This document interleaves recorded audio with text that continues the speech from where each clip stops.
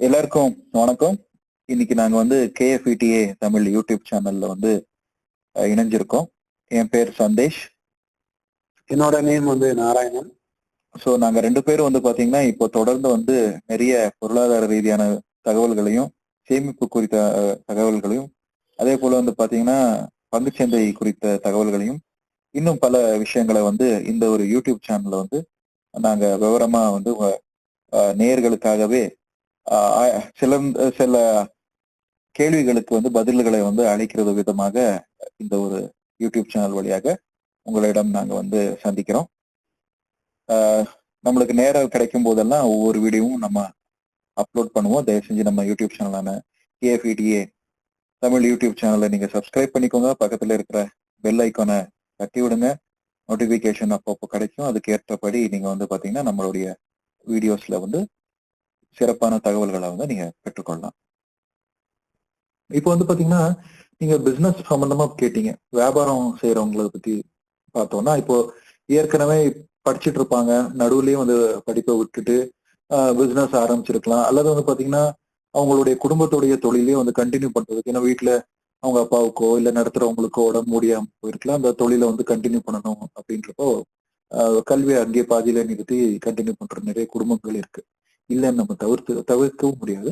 அவங்க என்ன செய்யலாம்னா அவங்களும் இதே முறையை வந்து கையாளலாம். ஆனா இவங்க வந்து என்ன செய்யறாங்கன்னா ஜிஎஸ்டி கட்டணும், இன்கம் டேக்ஸ் கட்ட வேண்டியது இல்லை. இந்த ஜிஎஸ்டி வந்து பாத்தீங்கன்னா கூட்ஸ் அண்ட் சர்வீஸ் டேக்ஸ் அப்படின்னு சொல்றோம். அது 2016 வந்து ஆரம்பிச்சிருக்காங்க நம்ம அரசாங்கம். அதன் வழியாக வந்து பாத்தீங்கன்னா இந்த ஜிஎஸ்டி நம்பர் இருக்கணும், எல்லா தொழில் செய்யறவங்களும் ஜிஎஸ்டி நம்பரை வச்சிருக்கணும் அப்படின்னு சொல்றாங்க. இதுல வந்து பாத்தீங்கன்னா இந்த டர்ன் ஓவருக்கு ஏற்ப ஜிஎஸ்டி வந்து நம்பர் வாங்கணும். சில கம்பெனி வந்து பாத்தீங்கன்னா சில பார்ட்னர்ஷிப் கம்பெனி எல்லாம் இருக்கும், அவங்களோட டர்ன் ஓவர் வந்து 20 லட்சத்தை விட கம்மியா இருக்கு, குறைஞ்சதா இருக்கு அப்படின்னா அவங்க வந்து இந்த ஜிஎஸ்டி அப்ளை பண்ணணுன்ற அவசியம் இல்லை. அதனால ஸோ இந்த ஜிஎஸ்டியை வந்து யார் வாங்கணும் யார் வாங்கக்கூடாதுன்றதை கூட நீங்க கன்சல்ட் பண்ணிக்கோங்க. ஒரு சிஏ கிட்ட ஒரு ஆடிட்டர் கிட்ட கேட்டீங்கனாலே அவங்க ஈஸியா சொல்லிடுவாங்க. அதுக்கு ஏத்த மாதிரி நீங்க சிஏ அந்த ஆடிட்டர் கிட்ட ஃபீஸ் எவ்வளவு அப்படின்னு ஒவ்வொரு இடத்துலயும் போய் விசாரிங்க. ஒரே ஆடிட்டர்கிட்ட ஒரே சிஏட்ட நீங்க போய் கண்ண மூடி காசை கொடுக்காதீங்க. ஒவ்வொருத்தருடைய இது எவ்வளவு, அதாவது எவ்வளவு டிமாண்ட் வைக்கிறாங்க, அந்த கன்சல்டேஷன் ஃபீஸ் ஆகட்டும், ஃபைல் பண்றதுக்கான ஃபீஸ் ஆகட்டும், எல்லாமே வந்து கம்பேரிசன் மாதிரி பண்ணிட்டு எது உங்களுக்கு சௌரியமா இருக்கோ, யார் உங்களுக்கு சௌரியமா படுறாங்களோ உங்களுடைய பட்ஜெட்டுக்கு ஏற்ப அவங்கள வந்து நீங்க டிசைட் பண்ணிட்டு கன்சல்ட் பண்ணிட்டு அவங்கள வந்து நீங்க உங்களுடைய பர்மனன்ட் ஆடிட்டராகவோ அல்லது ஒரு சார்ட்டர்ட் அக்கௌண்டன்டாகவோ நீங்க உங்களுடைய தொழிலுக்கு அவங்களை பயன்படுத்திக்கலாம். ஓகேங்க சார். மெயினா வந்து பாத்தீங்கன்னா இப்போ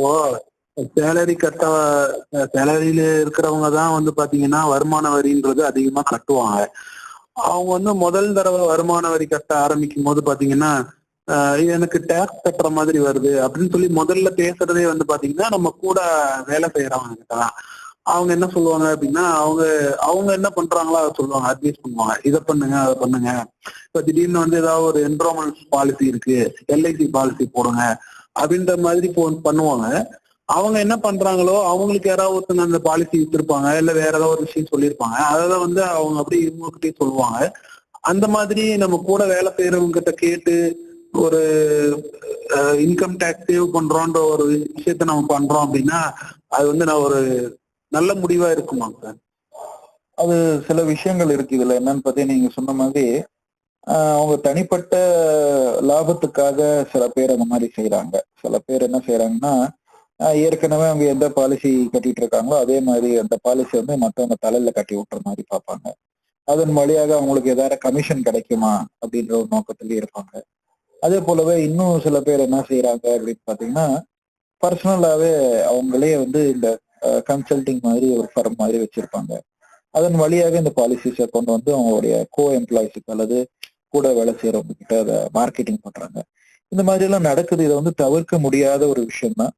ஆனா என்னன்னா கொஞ்சம் உஷாரா இருந்துக்கணும். அந்த காலகட்டத்துல சில நேரங்கள்ல நம்ம மாட்டியிருப்போம். ஏன் நீங்களோ இல்ல நானே கூட சில நேரங்கள்ல மாட்டியிருக்கிறேன், இல்லைன்னு சொல்ல முடியாது. யாரோ வந்து அதுக்கு வந்து அப்செல்லிங் அப்படின்னு சொல்லுவாங்க இங்கிலீஷ்ல. அப்செல்லிங் அப்படின்னா நீங்க ஒரு மார்க்கெட்டுக்கு போயிருப்பீங்க, இல்ல ஒரு சந்தைக்கு போயிருப்பீங்க, அல்லது ஒரு ஷாப்பிங் மாலுக்கு போயிருப்பீங்க. அவங்க என்ன சொல்லுவாங்க, ஒரு சாம்பிள் இருக்கு சார் பாருங்க, ட்ரை பண்ணுங்கன்னு கூடுவாங்க. சரி, ஏதோ ஒரு சாம்பிள் தானே, யதார்த்தமா தானே அவங்க கொடுக்குறாங்கன்னு சொல்லி நீங்க வாங்கியிருப்பீங்க. ஆனா அன்கான்சியஸ்லி என்ன ஆயிடும் அப்படின்னா நீங்க உங்களுக்கு வந்து திருப்பி அதார கொடுக்கணும்ன்ற உடன்பாடுல வந்து மாட்டிக்குவீங்க. அது வந்து ஒரு சைக்காலஜி தான். அது சைக்காலஜின் வழியாக தான் அவங்க சேல்ஸே பண்ணுவாங்க. அந்த அப்செல்லிங்ல வந்து பாத்தீங்கன்னா என்ன செய்வாங்க அப்படின்னா, அந்த சாம்பிளை நீங்க வாங்கிடுவீங்க. வாங்கின பிறகு சரி நல்லா இருக்கு, வாங்கலாமா வேணாமான்ற முடிவு வர மாட்டீங்க. உங்களுக்கே தெரியாம வந்து இந்த பணத்தை கொடுத்து அந்த பொருளை வாங்கிருவீங்க. ஒரு சில நேரங்கள் என்ன ஆகும், இப்போ வந்து பாத்தீங்கன்னா ஒரு மிக்சிக்கு ஒரு குக்கர் ஃப்ரீ அல்லது ஒரு இதுக்கு ஃப்ரீன்னு வந்து மகிழர்களுக்கு வந்து அட்ராக்ஷன் பண்ணுவாங்க, நீங்க பார்த்திருப்பீங்க. அது அதே போலதான் அப்செல்லிங் தான். அதாவது நீங்க வந்து ஆடி தள்ளுபடி அந்த மாதிரி தருவாங்க. ஆடி தள்ளுபடின்றதை விட இது வந்து தனிப்பட்ட முறையில சேல்ஸ் பண்ணுவாங்க. தனிப்பட்ட முறையில வந்து பாத்தீங்கன்னா தள்ளுபடியில நீங்க போயிருந்தாலும் கூட சில நேரங்கள்ல நீங்க 1000 ரூபாய் பொருளை வந்து நீங்க இன்னும் 1200 ரூபாய் உங்களுக்காகவே நாங்க கொடுக்குறோங்க அப்படின்னு சொல்லி கொடுத்துருப்பாங்க. ஸ்பெசிபிக்கா கஸ்டமைஸ்டா டார்கெட் பண்ணிட்டு உங்களுக்கு கொடுப்பாங்க. அதாவது ஒரு பொருளுக்கு பதிலாக இன்னொரு 2 பொருள் எடுத்துக்கோங்க அப்படின்னு சொல்லி, அது அப்செல்லிங் அப்படின்னு சொல்லுவாங்க. இன்னும் சிம்பிளா நான் சொல்லணும் அப்படின்னு பாத்தீங்கன்னா, இப்போ வந்து பாத்தீங்கன்னா மருந்து கடைக்கு போயிருக்கீங்க, சில்லறை இல்லைன்னு சொல்லி சாக்லேட் விற்பாங்களே, அது அப்செல்லிங் தான். ஸோ இது சிம்பிளான ஒரு கான்செப்ட் அப்செல்லிங்ன்றது. அது எல்லா சுச்சுவேஷன்லயும் அதை இம்ப்ளிமெண்ட் பண்றாங்க. அதுல இருந்து தவிர்த்து வர்றது ரொம்ப பெரிய ஒரு சிக்கலான ஒரு விஷயம் தான். ஆனா தவிர்த்து வர்றது கொஞ்சம் சாமர்த்தியமா நம்ம யோசிச்சுட்டு புத்திசாலித்தனமா இருந்தா அதுல இருந்து தவிர்த்து வெளியே வரலாம். ஓகேங்க சார். இப்போ வந்து இந்த ஜிஎஸ்டி பத்தி நீங்க சொல்லியிருந்தீங்க, ஜிஎஸ்டி கூட்ஸ் சர்வீஸ் டாக்ஸ் அப்படின்னு சொல்லிட்டு. அது பத்தி கொஞ்சம் சொல்லுங்க சார். அது வந்து எந்த வரியில வரும்? நேர்முக வரியில வருமா, மறைமுக வரியில வருமா அப்படின்றத பத்தி சொல்லுங்க, கேட்போம். கூட்ஸ் அண்ட் சர்வீஸ் டாக்ஸ் வந்து பாத்தீங்கன்னா அது மறைமுக வரியில தான் வரும்.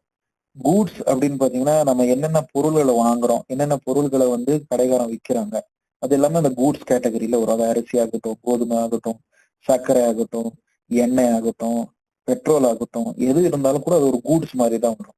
அதே போலவே சர்வீஸ் அப்படின்னு பார்த்தோம்னா நம்ம சர்வீஸ் கொடுக்கக்கூடிய இண்டஸ்ட்ரீஸ்ல வரும். அதாவது ஐடி சர்வீஸ் கொடுப்பாங்க, கன்சல்டிங் சர்வீசஸ் வச்சிருப்பாங்க, டியூஷன் சென்டர்ஸ் வச்சிருப்பாங்க. அதெல்லாம் சர்வீசஸ் தான். அதாவது வந்து பாத்தீங்கன்னா அவங்களுடைய நேரத்தை வந்து செலவழிச்சு நம்மளுக்காக அந்த சேவைகளை வந்து கொடுக்குறாங்க விஷயம் சர்வீசிங் இண்டஸ்ட்ரி.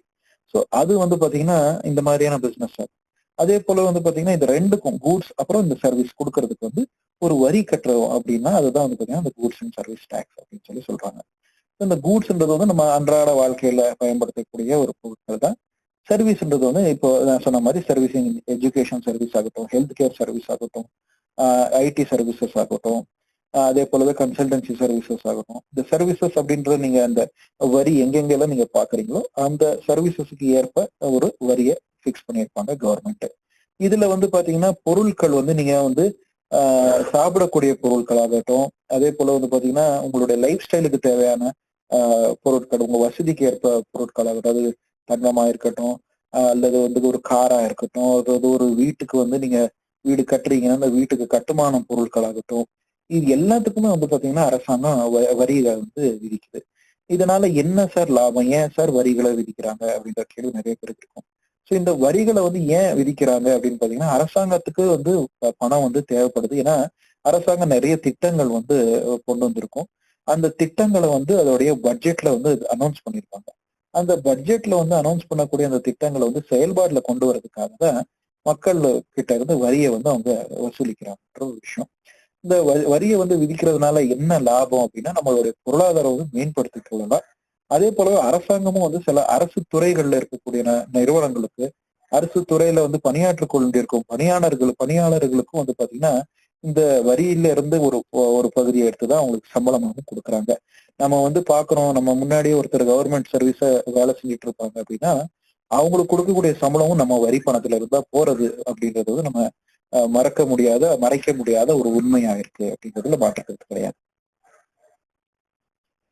ஓகேங்க சார். இப்போ அந்த ஜிஎஸ்டி அப்படின்றத பத்தி சொல்லியிருந்தீங்க. இப்போ ஜிஎஸ்டினால மக்களுக்கு வந்து சாதகமான ஒரு விஷயம் நடந்திருக்கா இல்ல பாதகமான விஷயம் நடந்திருக்கா? ஏன்னா பொதுமக்கள் கிட்ட இருந்து வரியா வாங்கி செலவு பண்றாங்க, ஓகே. பட் அந்த வரிங்கிறது வந்து பொதுமக்கள் அவங்க செலுத்த முடியற அளவுக்கு இருக்கா, அவங்களால கொடுக்க முடியற அளவுக்கு இருக்கா அந்த ஜிஎஸ்டி எல்லாம்? இப்போ வந்து பாத்தீங்கன்னா இது ஜிஎஸ்டி யாருக்கு வந்து சாதகமா யாருக்கு பாதகமா இருக்குன்ற கேள்வி ஒரு ஒரு அரசியல் ரீதியான ஒரு கேள்வியா இருக்கு. ஏன்னா சில அரசியல் கட்சிகள் வந்து இதுக்கு பாதகமா இருக்கக்கூடிய ஒரு முடிவு எடுப்பாங்க, சில அரசியல் கட்சிகள் இல்ல நம்ம வந்து தவிர்த்து நம்ம பாக்குறோம் அப்படின்னு பாத்தீங்கன்னா, நீங்க வந்து ஒரு யாரே இருந்தாலும் இதுக்கு முன்னாடி எல்லாம் எப்படி இருந்துச்சுன்னா, வேட்ன்ற ஒரு சிஸ்டம் இருந்துச்சு. வேல்யூ ஆடட் டேக்ஸ் சொல்லி சொல்லுவாங்க. அதாவது எங்கே வந்து நீங்க ஒரு பொருளை வாங்குறீங்களோ, அந்த வாங்குற பொருள் எங்கே வந்து விற்பனை ஆகுதோ, அந்த விற்பனை ஆகுற அந்த பொருள் வந்து வாங்குற இடத்துல இருந்து விற்பனை ஆகக்கூடிய இடம் வர்ற வரைக்கும் படிப்படியா வந்து பாத்தீங்கன்னா அந்த டேக்ஸ் வந்து ஆட் ஆகிட்டே போயிட்டு இருந்துச்சு. அதாவது ஒரு ஃபேக்டரி இருக்குன்னா ஃபேக்டரியில தயாரிக்கும் போது அந்த ஃபேக்டரியில ஒரு ஒரு விலை இருக்கும். அந்த தயாரிச்ச பிறகு பேக்கேஜிங் பண்றப்போ அதுக்கு ஒரு விலை ஆட் ஆயிருக்கும் டேக்ஸ்னு. அதை வந்து ஒரு வண்டியில ஏத்துறப்போ அதுக்கு ஒரு வேல்யூ வந்து ஆட் ஆயிருக்கும், வேல்யூட டேக்ஸ். அந்த வண்டி வந்து ஒரு இடத்துல இருந்து இன்னொரு இடத்துக்கு வரும்போது அந்த பெட்ரோல் செலவு எல்லாம் இருக்கு, அதெல்லாம் சேர்த்து ஒரு வேல்யூடட் டேக்ஸ் போட்டிருப்பாங்க. அந்த இன்னொரு இடத்துல இருந்து மறுபடியும் இன்னொரு இடத்துக்கு வர்றப்போ இந்த மாதிரி ஒவ்வொரு கட்டத்திலயும் வந்து பாத்தீங்கன்னா அந்த டாக்ஸை வந்து விதிச்சுட்டே இருந்தாங்க, வேல்யூ ஆடட் டாக்ஸ் அப்படின்னு சொல்லி. இப்போ என்ன இருக்குன்னா இது எல்லாத்துக்குமே எல்லாத்தையும் டெமாலிஷ் பண்ணிட்டு ஒரே வரி தான், ஒரு பொருளுக்கு இவ்வளவுதான் வரி அப்படின்னு சொல்லி முடிவு எடுத்திருக்கு அரசாங்கம். இது வந்து வரவேற்கக்கூடிய ஒரு விஷயம் தான். ஏன்னா இதுல நடுத்தரம் வந்து நிறைய பேர் வந்து இதுல இந்த வேல்யூ ஆடட் டாக்ஸ்ல வந்து நிறைய மிஸ்அப்ரோப்ரியேஷன் நடந்துட்டு இருந்துச்சு, நிறைய பேர் ஏமாத்திட்டு இருந்தாங்க. அந்த மாதிரியான சிக்கல்ல இருந்து வெளியே வரதே ஒரு பெரிய விஷயமா இருந்துச்சு அரசாங்கத்துக்கு. இப்போ இந்த ஜிஎஸ்டின்ற ஒரு திட்டம் கொண்டு வந்ததுனால என்ன ஆச்சுன்னா, இந்த நடுவுல இருக்கக்கூடிய இந்த மிடில் மேன் நம்ம என்ன சொல்றோமோ அவங்கள வந்து கம்ப்ளீட்டா அவாய்ட் பண்ணி விட்டுருச்சு அது நம்ம ஜிஎஸ்டி திட்டத்தால. அதே போல அந்த பொருள் வந்து அந்த ப்ரொடக்ஷன் யூனிட்ல இருந்து கடைசியா சேல் ஆகக்கூடிய ஒரு யூனிட் வர்றதுக்குள்ள நடுவுல வரக்கூடிய இந்த டாக்ஸஸ், இந்த அடிஷ்னலான காஸ்ட் என்ன இருக்கோ அது எல்லாத்தையும் வந்து தவிர்க்கிறதுக்கான ஒரு வாய்ப்பு வந்து உண்டாக்கி கொடுத்துச்சு ஜிஎஸ்டி. அதுக்கப்புறம் இன்னொன்னு என்னன்னா, ஒருத்தர் வந்து இப்போ நம்ம ஒரு மருத்துவ செலவு நம்ம பண்றோம் அப்படின்னா நம்ம எவ்வளவு ஜிஎஸ்டி பே பண்றோமோ, நம்மளுடைய அங்க ஒரு மிடில் கிளாஸா இருக்கட்டும், அதாவது நம்ம ஒரு பணக்காரனாவே இருக்கட்டும், நம்ம எவ்வளவு டாக்ஸுக்கு எவ்வளவு வரி கட்டுறோமோ அதே தான் காமன் டு ஆல்ன்றது தான் அந்த பொருளுக்கு. இப்போ மருந்துக்கு நான் ஒரு 10% ஜிஎஸ்டி கட்டுறேன் அப்படின்னா நான் பணக்காரனா இருக்கலாம் அல்லது கோடீஸ்வரனாவும் இருக்கலாம், நான் 10% தான் கொடுப்பேன். அதே போல ஒரு நடுத்தர வர்க்கத்துல இருக்கக்கூட நானா இருக்கலாம், நானும் 10% தான் கொடுப்பேன். அதே போல வந்து பாத்தீங்கன்னா கொஞ்சம் உழைக்கும் வர்க்கத்துல இருக்க நபரா இருந்தா கூட நான் அதே 10% தான் நான் கொடுப்பேன். இதுல மாற்றுக்கிறதே கிடையாது. பட் என்னன்னா இது வந்து இந்த மெட்ரிக்ஸை வந்து அவங்க இன்னொரு வாட்டி மறு பரிசீலனை செய்யணும்ன்றது வந்து நிறைய பேருடைய ஒரு விஷயம். ஏன்னா ஒவ்வொருத்தருடைய பொருளாதாரமும் ஒவ்வொரு விதத்துல மாற்றங்கள் இருக்கிறதுனால அதுக்கு ஏற்ப வந்து நம்ம வந்து மாற்றத்தை கொண்டு வரணும் அப்படின்றது நிறைய பேருடைய கருத்தா இருக்கு. ஏன்னா எல்லா சலுகைகளும் வந்து பாத்தீங்கன்னா பணக்காரன் வந்து ரொம்ப ஈஸியா பெற்றுக்கொள்ளலாம். அதே போல வந்து பாத்தீங்கன்னா அதுக்கேற்ற பொருளாதார ரீதியாக கூட வலிமையா இருக்கும். அப்படி அதே வந்து பாத்தீங்கன்னா அந்த அதே வந்து ஒரு நடுத்தர வர்க்கத்துக்கோ அதே போல வந்து உழைக்கும் வர்க்கத்துக்கோ வந்து பாத்தீங்கன்னா அது ரொம்ப கஷ்டமான ஒரு விஷயமா இருக்கும். ஏன்னா அன்றாட பொருட்களுடைய விலை வந்து ஏறிக்கிட்டே இருக்குது, அதோடைய டிமாண்ட் அதிகமாகிட்டே இருக்குது, சப்ளை குறைவா இருக்கிறதுனாலவே பொருட்களுடைய விலை ஏறிக்கிட்டே இருக்கு.